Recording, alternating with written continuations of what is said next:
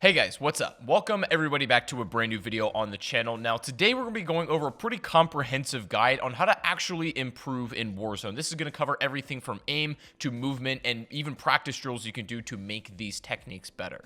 As Call of Duty is primarily a controller game, that's what this video is going to focus on. Although I do play mouse and keyboard and controller, this one's going to focus on simply this for today. But if you'd like to see a mouse and keyboard guide, make sure to drop a like rating on the video. And because of the absolutely unreal amount of support you guys have shown on the channel, I want to give back a little bit, and I am going to be doing a giveaway in this video. I'm going to be giving away a $25 gift card, so if you guys want to enter, all you got to do is please make sure to leave a like rating, subscribe if you are brand new to the channel, and leave a comment letting me know what you would use the $25 for. But anyways, guys, let's go ahead and get into this. Now, there's a couple of prerequisite things that you need to have set up before you even get into the fundamentals of improving on Warzone. And this, I'm going to recommend playing a wired controller. Both Xbox and PlayStation controllers are capable of this as long as you have the cord, obviously, but the way you're going to do it on PS4 is go over to communication method and then change that to USB cable. And again, any controller can play a wired connection. Even if it is natively Bluetooth, you can switch it over. And the advantage you get to playing a wired controller is there is slightly less input delay than if you're playing a Bluetooth connection.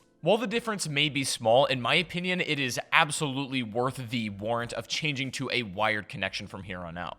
Once you have that set, let's take a look at some of your in-game controller settings. I'm going to show you my personal preference on this and all of the alternatives as well. Now, I play on default flipped because I make my L1 and R1 the aim and shoot rather than the L2 and R2, as the triggers seem to be a little bit more responsive in my opinion. And also, because I'm going to be playing with a claw grip, this makes the stretch a little bit easier. You can change this to tactical if you would like to. This swaps your normal melee and your circle crouch button. Now, you can set your sensitivity to whatever you want, but I'm going to strongly recommend you keep your horizontal and vertical even. Make them the same number, even if they're really high or really low. I typically play on a 15 in this game. It's decently high. I'm also going to strongly recommend you turn off controller vibration, because even small micro movements can be just enough to maybe not be as precise as you'd like to, especially if you're playing on a higher sensitivity. For those of you who have been used to playing with controller vibration on, it might be a little weird at first, but I promise after some playtime, you'll get used to it and it'll become second nature. Whenever you have that set and you're comfortable with your controller, let's go and take a look at some movement mechanics that you can start practicing. All of these are just going to help you become way more competent as a player overall. So the first one I want to take a look at today is crouch jump. This is one of the easier movement tactics to learn, and as you can see, it basically allows you to sort of get an extra small bit of height on your jump, and it even allows you to cancel the mantle animation when you get on top of like small objects. Now, the crouch jump can be performed either from a walking position, standing, or even running, and the proper input to perform one of these is to hit your slide and then instantly hit your jump button. And of course, you're going to still have your thumb on the stick to guide your direction of that. The crouch jump can also be used while you're moving backwards, but to be honest, that's not useful at all because it destroys all of your momentum that you had. When practicing this technique, there is a sweet spot for the timing, and I just recommend jumping into a match and then trying this out. It should look something like this when you do it right. Ideally, you should be hitting your jump button milliseconds after hitting your slide, and if you initiate it correctly, it should allow one fluid, just buttery motion. Next up, we're going to go over the drop shot. Now, this is, of course, one of the most classic Call of Duty advanced movement tactics that's been around since the beginning of the game, but the drop shot works somewhat differently in Modern Warfare 2019 than it did in previous COD games. While it isn't a huge change, it's something that you're going to have to note whenever you perform one because it will help you be more accurate. Drop shots are supposed to have a slightly more realistic feel in this game, although they can still be performed very well. Now, what you'll notice is the moment you hit the ground, there is this small bump in your aim. This simulates your character obviously hitting the ground, but what you'll need to know is that it sort of pushes it down and then up, so you'll almost need to compensate for those, especially at farther away targets. It doesn't matter too much up close, as that small shaken aim is not going to be the difference that decides. And it's also important to note that the minute you are fully proned out, your aim actually becomes way more manageable. So sometimes it's worth staying proned out even for a little bit if you have to finish an extended gunfight rather than getting up immediately. Not only is the drop shot useful for just straight on head-to-head gunfights, but virtually every other action can be queued up while you're proning out. So you can throw grenades while you're proning out to maybe pop them over a window and you want to be lower as a profile. If you're choosing not to use your circle or B button for your crouch, then you can change your button layout to tactical, which will allow your right stick when pressed in to be your prone, and a lot of people tend to like that. Once you got that though, we're going to take a look at the drop shot's brother, the jump shot. Now, the jump shot is arguably a bit more difficult to perform than the drop shot, although the number of inputs is roughly the same. You're just going to swap your crouch button for your jump, and the trick to this comes in the aim while you're moving in the air, because just like the drop shot, the jump shot in Modern Warfare is slightly different to other COD games. Now, in old Call of Duties, your recoil wouldn't really matter if you jumped versus if you were just on the ground, so it was a laser in midair no matter what. Now, it's kind of the same in here, but also you do get a little bit more like shaky aim while you're airborne. So this means it's incredibly useful in close to medium range combat, but I wouldn't recommend using jump shots at a long range because they're not going to affect the gunfight very much,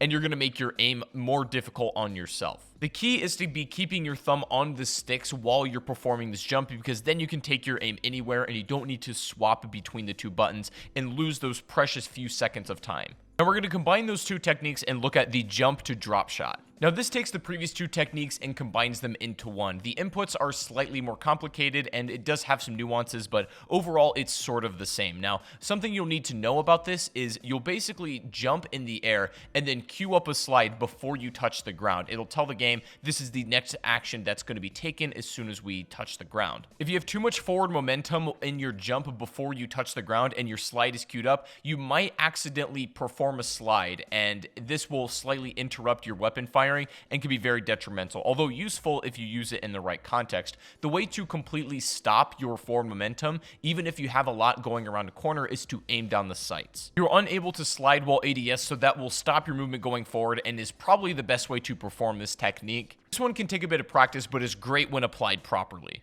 Up next, we have a very easy to perform movement technique. Now, this is going to be your slide sprint reset. So the way this works is super sprinting, of course, works on a cooldown. You can do it for a couple seconds and then you'll go back to a regular sprint. However, if you initially queue up a slide, the moment you come out of super sprint, it will instantly refresh, allowing you to get even more distance. As far as I can tell, this is physically the fastest way to move around the map and just cover the most ground without any sort of like other outside tactics like perks and things like that. Just simply, your player movement can be greatly improved by knowing this fact and performing this, and it's very easy to do as well, which is the amazing thing. Up next, we have a safer revive technique. This will allow you to not only dodge bullets if you're rezzing mid-gunfight, but will also potentially keep your downed teammates safe from extra stray bullets while you're performing this. Now, this can be done by either doing what's called a circle revive while spinning, or you can just simply go prone and then stand back up. And I prefer this method as it actually changes your hitbox pretty dramatically.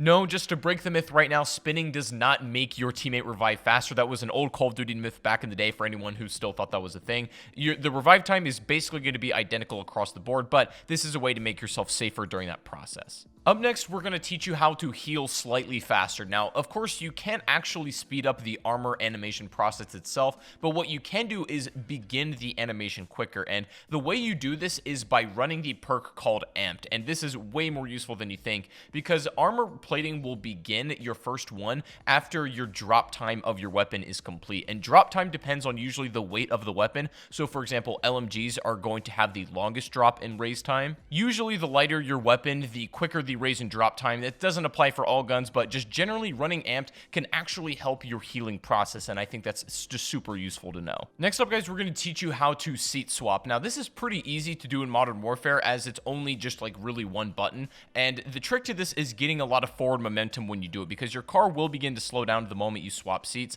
so you can be left vulnerable, but this allows you to be relatively safe as vehicles are super overpowered at the moment. Every single vehicle except the cargo truck, I believe, can be swapped to in the passenger seat, which will allow you to shoot, heal, or even reload. It's a very useful technique that I recommend you try. Now we've got an aim exercise that you can do whenever you want to, whether you're sticking with your current sensitivity or this is also super helpful for learning new senses. If you jump into a private match and do an exercise that's called an OGRE twitch, where you sort of make small and big circles with your stick, this can help sort of develop a muscle memory with the new sensitivity. You can start by making small rings and then open up to bigger ones. You want want to do this while you're ADS and also un-ADS, as the sensitivities are slightly different. Do this for about 5 to 10 minutes before a match if you're beginning and especially learning a new sense as well. Not only is this useful for controller players, but even mouse and keyboard can greatly benefit from this sort of exercise. I think using all of these different techniques that we have mentioned so far are fundamental for just exercising in Warzone. Building a routine and trying to incorporate all these elements in your gameplay are inevitably going to make you a much more successful player. I tried to make this as comprehensive and easy to understand for controller players as I could, and again, because I play both mouse and keyboard and controller,